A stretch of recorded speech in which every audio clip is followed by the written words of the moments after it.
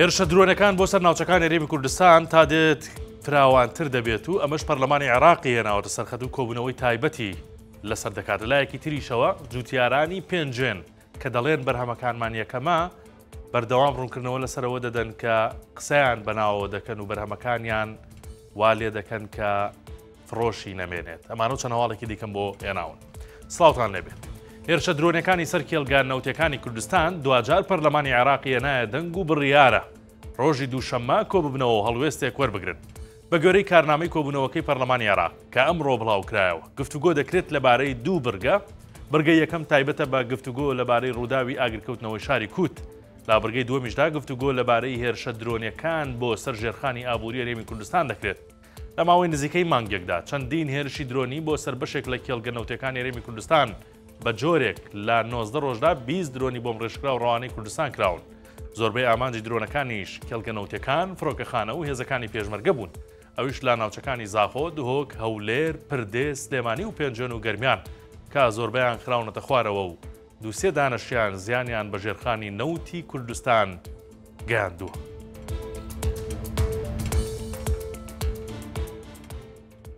مەسلەیەکی کوردی هەیە هێشتا کوڕ نەبووە و کڵاوی بۆ دەدورن. جا دابەشکردنی زەوی بەسەر فەرمانبەراندا هێشتا کۆتایی نەهاتووە کەچی بازاڕی کڕین و فرۆشتنی زەوی لە هەولێر گەرم کردووە. کۆمپانیەکانی کڕین و فرۆشتنیش هۆشداری دەدەن و دەڵێن کاکە زەویەکانتان مەفرۆشن. نیاز چاوشین بەڕێوەبەری کۆمپانیایەکی کڕین و فرۆشتنە لە هەولێر بە 1964 وت لەگەڵ یەکەم ڕۆژی دابەشکردنی زەوی بازاڕی کڕین و فرۆشتن گەرم بووە، بەڵام داوا لە فەرمانبەران دەکەین بەلە نەکەن لە فرۆشتنی. وەک باسی دەکات لەگەڵ کڕین و فرۆشتنی زەوی پێویستە فرۆشیار کۆمپیالەی دادگا و کەفیل و نووسراوی فەرمیان هەبێت بۆ ئەوەی لە دوا ڕۆژ کێشەی یاسایی دروست نەبێت، چونکە وەک دەڵێت حاڵت هەبووە فەرمانبەر پێشتر سوودمەند بووە لە وەرگرتنی زەوی و دواتر پێی زانراوە و زەویەکەی لێ وەرگیراوەتەوە، بەڵام ئەو فرۆشتوێتی و پارەکەشی خواردووە. نیاز چاوشین داوا لە وەزارەتی شارەوانی دەکات پەلە بکات لە لیستی ناوەکان و ئەوانەی پێشتر سوودمەند بوون ناویان دەربهێنرێت بۆ ئەوەی لە کاتی کڕین و فرۆشتن کێشەی یاسایی و کۆمەڵایەتی لێ نەکەوێتەوە.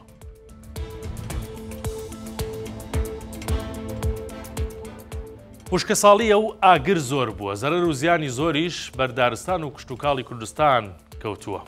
ئەو ئاگرەشی لە کوێستانی حەساری سەکران لە سنووری چۆمان هەڵگیرسا بەرە بەیانی ئەمڕۆ دوای زیاتر لە 15 کاتژمێر سووتانی سروشت و دار و دەوەن لەلایەن تیمەکانی بەرگری شارستانی و خەڵکی ناوچەکە کۆنتڕۆڵ کرا.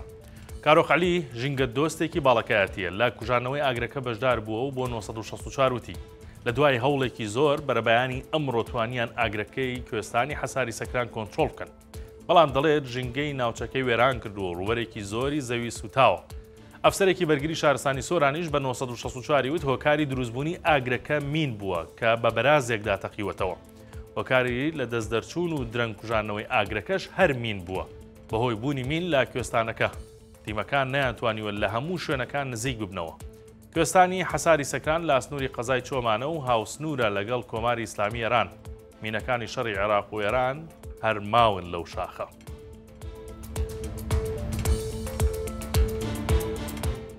جوتیارانی پێنجێن شانازی بە بەرهەمی شووتی خۆیان دەکەن و پێیان وایە یەکەمی عێراق و کوردستان، بەڵام ئێستا نیگەرانن لەو تۆمەتانەی دەدرێتە پاڵ بەرهەمە کشتتوکاڵەکانیان. بەختیار قادر سەرۆکی ئەنجومەنی جوتیارانی پێنجێن بە 1964 ڕاگەیاند ماوەیەکە بە شێوەیەکی ناڕەوا باس لەوە دەکرێت کە بەرهەمەکانی پێنجێن دەرماناوی کراون، لە کاتێکدا ئەمە دوورە لە ڕاستیەوە. وتیشی پێشتر لیژنەیەکی هاوبەشی وەزارەتی کشتتوکاڵ و وەزارەتی تەندروستی سەردانی کێڵگەکانیان کردووە و نمونەیان لە بەرهەمەکان وەرگرتووە و دەرکەوتووە کە هیچ کێشەیەکیان نییە و لە پشکنینەکان دەرچوون. سەبارەت بەو دەنگۆیانەی کە باس لەوە دەکەن جوتیاران دوو بەشی جیاوازیان هەیە لە بەرهەمەکانیان، یەکێکیان بۆ ماڵەوە و ئەوی دیکەیان بۆ فرۆشتن. بەختیار قادر ڕوونی کردەوە ئەو دوو خەتەی جوتیاران بۆ خۆیان جای دەکەنەوە بۆ ئەوەیە تێکەڵی ئەو بەرهەمە نەبێت کە بۆ فرۆشتن و پارەکەی حرام نەبێت.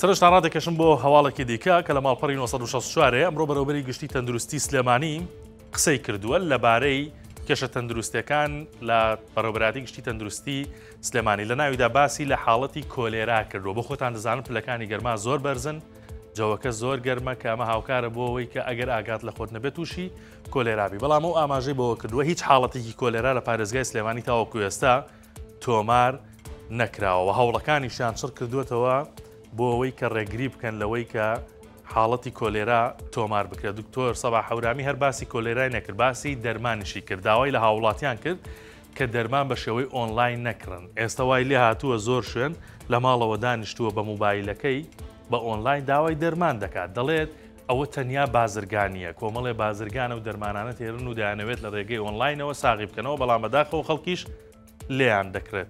بۆیە داوا دەکات کە بە ڕێگەی ئۆنلاین بە هیچ شێوەیەک دەرمان نەکڕن و باس لە بودجەی تەندروستی لێمانیش دەکات کە چی کێشەیەکی بۆیان دروست کردووە لە دابینکردنی دەرمان. ئەم هەواڵە بە تێر و تەسەلی لە ماڵپەڕی 1964 هەیە گەر بتانەوێ بیخوێننەوە. ئەمە هەواڵەکانی ئەمڕۆ بوو، کاتێکی شاد بۆ هەموو لایەک.